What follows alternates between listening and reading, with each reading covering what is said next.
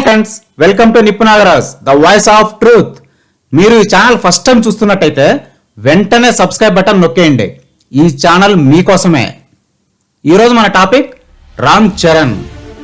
రేపు ఈయన బర్త్డే కాబట్టి అభిమానులందరూ ఖుషీగా స్పెషల్ షోస్ వేయించుకుంటూ కేక్స్ కట్ చేస్తూ హ్యాపీగా సంబరాలు జరుపుకుంటున్నారు. ఈ సందర్భంగా Ram Charan personal and professional విశేషాల మీద ఒక లుక్ వేద్దాం. కొనిదెల రామ్ చరణ్. ఈ పేరుకు పరిచయం అక్కర్లేదు, ఎందుకంటే ఈయన మైటీ మెగాస్టార్ చిరంజీవి తనయుడు.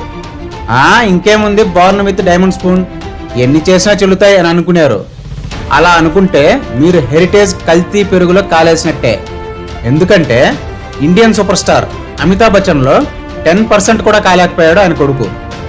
క్రికెట్ గాడ్ సచిన్ టెండూల్కర్లో 20% కూడా కాలేడు ఆయన కొడుకు. అయ్యేవాడైతే ఇప్పటికే అయ్యేవాడు, కానీ మెగా మ్యాటనీ ఐడల్ అయిన చిరంజీవి సినిమాకే హైప్ పెంచే స్థాయికి చేరాడు ఆయన కొడుకు. ఇక్కడ ఒక్కటైతే సుస్పష్టం, వారసత్వం అనేది బాధ్యత తప్ప మరేమీ కాదు. వాళ్ళు పుట్టేటప్పటికే వాళ్ళ అబ్బలు రాజ్యాలు వెళ్ళి కోట్లు పోగేశారు. అవి చూస్తూ బలాదూరుగా బేవర్స్గా అయ్యే స్కోప్ ఎంతైనా ఉంటుంది. కానీ రామ్ చరణ్ అలా కాలేదు.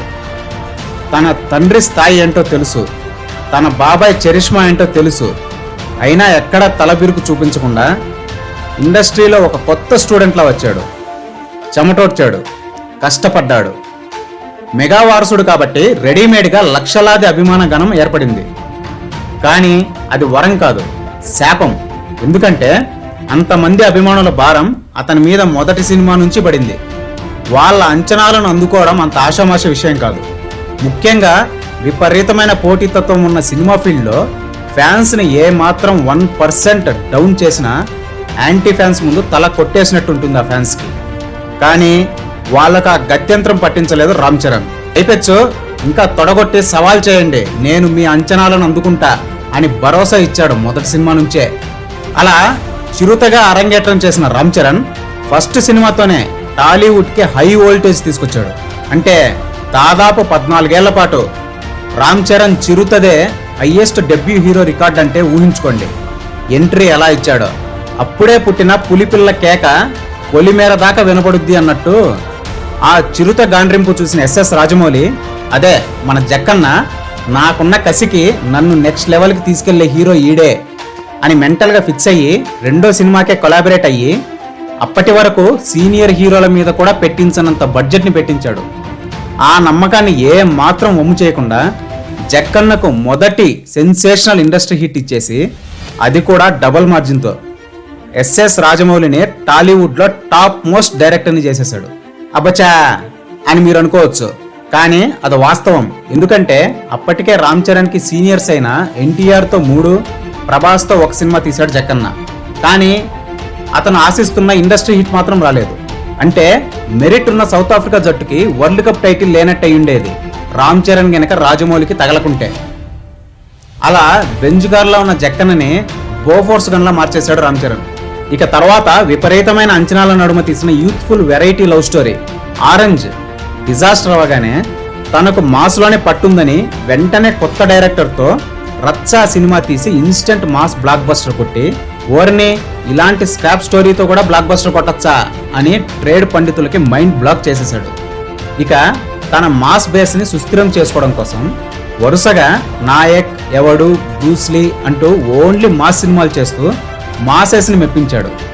కానీ ఈ క్రమంలో ఒక సెక్షన్ ఆఫ్ ఆడియన్స్కి మాత్రమే పరిమితం అవుతున్నాడేమో అని కంగారు పడ్డారు అభిమానులు.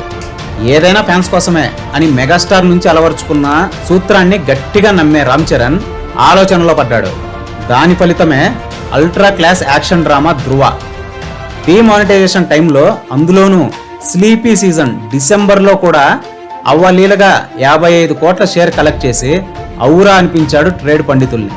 ఈ క్రమంలో ఎప్పుడూ లవ్ స్టోరీస్, ఇంటెలెక్చువల్ సినిమాలు తీసే సుకుమార్ ఎప్పుడో రాసుకున్న ఒక ఊర నాటు మాస్ కథకు సరైన హీరో కోసం వెతుకుతున్నాడు.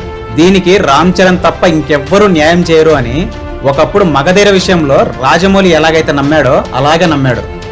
చరణ్ కూడా పచ్చజెండా ఊపేసరికి సైలెంట్గా షూటింగ్ స్టార్ట్ చేసి పూర్తి చేసుకుని రంగస్థలం అంటూ ప్రేక్షకుల ముందుకొచ్చింది.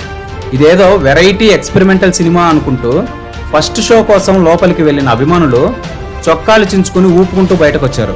ఇక తెలిసిందే, చిట్టిబాబుగా రామ్ చరణ్ చూపించిన ఊరమాస్ అవతార్కి బాక్సులు చెల్లాచెదురు. ఒక్కసారిగా అందరినీ వెనక్కి నెట్టేసి మళ్ళీ టాప్ 1లో నిలబడ్డాడు.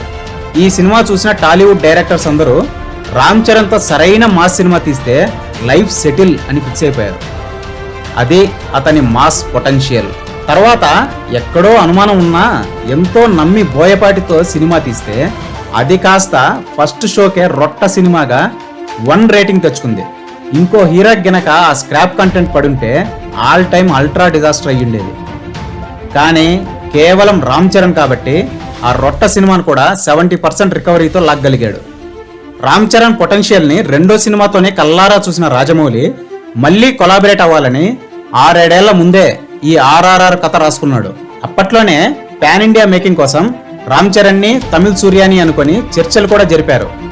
కానీ తర్వాత ఎందుకో ఒక భారీ VFX సినిమా కోసం బాలీవుడ్ సూపర్ స్టార్ అమీర్ ఖాన్ని సంప్రదించడం, ఆయన అహంకారం చూపెట్టడం అది నచ్చని రాజమౌళి సౌత్ స్టార్స్తో అదే కథ తీసి హిట్ కొడతానని శపథంబోని బాహుబలి తడపెట్టడం, దానికోసం 5 ఏళ్లు వెచ్చించడం జరిగిపోయాయి. ఈ క్రమంలో రాజమౌళితో పాటు ప్యారలల్ గా రామ్ చరణ్ కూడా గ్రో అవుతూ తిరుగులేని మాస్టార్ గా అవతరించాడు. ఈ టైంలో మళ్ళీ RRR కథ బయటకు తీశాడు జక్కన్న. కాకపోతే చిన్న మార్పు, మార్కెట్ లేని సూర్య కంటే మన తెలుగు హీరో అయితేనే బెటర్ అనుకుని రామ్ చరణ్ కి NTR ని జత కలిపి RRR షురూ చేశాడు. ఈ సినిమాలో రామ్ చరణ్ అగ్గిబరాట అల్లూరి క్యారెక్టర్ చేస్తున్నాడు. ఆ క్యారెక్టర్ నేపథ్యం ఏంటో మనం ఇదివరకే నిప్పు నాగరాజ్ ఛానల్లో ముచ్చటించుకున్నాం. దానికన్నా 1000 volts పవర్తో ఉంటుంది రామ్ చరణ్ ని జక్కన్ను చూపించే అల్లూరి క్యారెక్టర్. ఇక తర్వాత మెగాస్టార్ నటిస్తున్న ఆచార్యలో ఒక పవర్ఫుల్ మాస్ కామ్రేడ్ రోల్ చేస్తూ సినిమాకి ఎనలేని హైప్ తీసుకొచ్చాడు. ఎప్పుడైనా మెగాస్టార్ సినిమాకి మెగాస్టారే స్టార్ ప్రమోటర్. అలాంటిది ఫస్ట్ టైం మెగాస్టార్ సినిమానే ఒక స్టెప్ పైకి లేపాడు రామ్ చరణ్. తండ్రిని మించిన తనయుడు అంటుంటాం కదా, దానికి ఇదే పర్ఫెక్ట్ ఎగ్జాంపుల్. చిరంజీవి కూడా పుత్రోత్సాహానికి లోనైన సందర్భం ఇదే అయ్యుంటుంది. అసలు మెగా లెగసీని మోయడమే సవాల్ అనుకుంటే దాన్ని నెక్స్ట్ లెవెల్కి అప్లిఫ్ట్ చేయడం అనేది కేవలం Ram Charan dedication and hard work అని చెప్పుకోవచ్చు. ఇక వీటి తర్వాత south India sensational director Shankar డైరెక్షన్లో ఒక భారీ పొలిటికల్ డ్రామాకి సైన్ చేశాడు రామ్ చరణ్. అసలు ఇంకా రిలీజే కాని ఈ సినిమాలతోనే మాస్లో శిఖరాగ్రానికి చేరాడు చరణ్. వీటి రిలీజ్ తర్వాత అందరూ ఇతని కిందే అనేది మాత్రం వాస్తవం. ఎందుకంటే చేసిన డజన్ సినిమాలకే టాప్ సీనియర్ హీరోలకు కూడా సాధ్యం కానీ బాక్స్ ఆఫీస్ థంబింగ్ రికార్డ్స్ ఆయన సొంతం. ఒకసారి అవి నెమరేసుకోండి. ఇలా మెగా లెగసీని మల్టీఫోల్డ్ చేసే పనిలో బిజీగా ఉండటమే కాకుండా ఇంకో సైడ్ తన మంచితనంతో ఎలాంటి భేషజాలు లేకుండా ఇండస్ట్రీలో ప్రతి కాంటెంపరీ యాక్టర్ చరణ్ అంటే మా బ్రదర్ అనేలా లవ్లీ బాండింగ్ ఏర్పరచుకున్నాడు. తన స్టార్డమ్ని పక్కన పెట్టి చిన్న చిన్న ఆర్టిస్టులకు కూడా తన సపోర్ట్ ఇస్తూ వాళ్ళను ప్రోత్సహిస్తూ స్నేహభావం చాటుకుంటున్నాడు. సామాజిక దృక్పథంతో ఎప్పుడు ఎవరికి ఏ కష్టం వచ్చినా గుట్టు చప్పుడు కాకుండా తన సాయం అందిస్తూ సాయపడుతున్నాడు. ఇవే కాకుండా అభిమానులను ప్రేమించడంలోనూ పెద్దవాళ్లను గౌరవించడంలోనూ తాను గోల్డ్ అని నిరూపిస్తున్నాడు. అందుకే కాబోలు తనకంటే వయసులో చాలా పెద్దవాళ్ళు కూడా ఈయన ఫ్యాన్స్ అవుతున్నారంటే అది కేవలం సినిమాల వల్ల మాత్రమే కాదు, అతని క్యారెక్టర్ వల్ల. దీనికి ఉదాహరణగా శ్రీమతి అనే ఒక పెద్దావిడ ట్విట్టర్ వేదికగా, బాబు చరణ్, నువ్వంటే నాకు చాలా ఇష్టం, అందుకే నీకోసం ప్రేమతో చీపురు పుల్లలతో ఒక డ్రీమ్ హౌస్ని నీకోసం తయారు చేశాను, ఎలాగైనా ఇది నీకు అందివ్వాలని నా కోరిక అని తెలియజెప్పగానే కేవలం 10 రోజుల్లో స్పందించి తన మనుషులతో కబురు పంపి వాళ్ళను హైదరాబాద్ పిలిపించి అందరి సమక్షంలో వాళ్ళను ఆప్యాయంగా పలకరించి వాళ్ళు ప్రేమతో చేసిన ఆ చిరుకానుకని స్వీకరించి ఆనందింపజేసిన విశాల హృదయుడు. ఇంత చిన్న వయసులోనే అంత పరిపక్వత రావడం అంటే అతను జీవితాన్ని జయించినట్టే. ఇక అన్నీ అఖండ విజయాలే. ఈ సందర్భంగా mega power star Ram Charan, అదే మనందరి చెర్రీ, ఇంకా ఎన్నెన్నో విజయాలను అందుకొని అభిమానులతో పాటు ఇండస్ట్రీని కూడా ఖుషి చేయాలని మనస్ఫూర్తిగా కోరుకుంటూ హ్యాపీ బర్త్డే విషెస్ చెప్దాం. Happy birthday Ram Charan. అది ఫ్రెండ్స్ ఇవాళ ముచ్చట్లు. ఇలాంటి అప్ టు డేట్ అప్డేట్స్ కోసం ప్లీజ్ సబ్స్క్రైబ్ టు నిప్పు Nagaraj, the voice of truth, and please do like, share and comment this video with your valuable opinions. See you again.